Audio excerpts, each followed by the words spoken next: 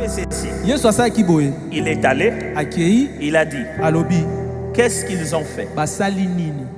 Ils ont péché, tous ont péché, et sont privés de la gloire de Dieu. Il dit, ok. Il a pris la loi dont les ordonnances nous condamnaient. Ce n'est pas la loi de Satan. Vous me suivez ici? Ce n'est pas la loi de Satan. Mon cher, regarde. Si aujourd'hui Jésus prend la loi de Satan, il déchire. Satan, il a fait cette loi comment? Lui-même, Dardar. Il va refaire une autre loi. Si vous êtes condamné par la loi du diable, c'est que vous êtes mort. C'est que c'est lui qui gère. Or, ce n'est pas lui qui gère. Suivez très très bien ce que je vous explique. Alors Jésus vient. Il entre dans la loi dont les ordonnances nous condamnaient. La loi que Dieu lui-même avait créée. De sorte que ceux qui obéissent vivent la bénédiction. Et ceux qui n'obéissent pas vivent la malédiction. Il a créé quelque chose qu'on appelle ça la grâce du roi, la faveur royale.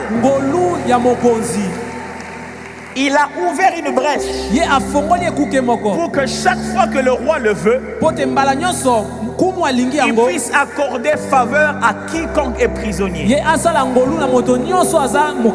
Il a fait en sorte que ça, la faveur elle-même devienne une autre loi. Vous me suivez toujours? Ce qui fait que Dieu n'utilise pas de faveur de temps en temps. La loi du péché par la mort de la loi a été remplacée par la loi de la liberté en Christ.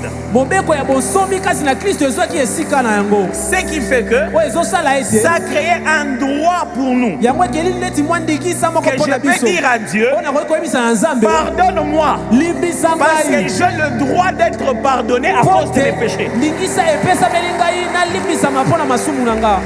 Ce qui signifie, Paul explique comme ça. Maintenant, quand la mort vient, et se dit, c'est à cause du péché que j'ai le pouvoir de détruire. Et Paul dit, mort, où est ton aiguillon?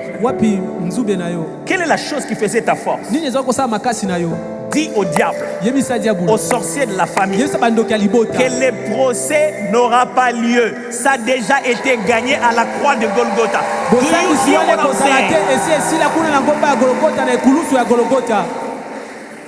Ils ont préparé. Ils ont même cité des lois. Ils n'ont pas de lois à citer devant Dieu que eux ils ont inventé. Ils doivent citer la loi de Dieu.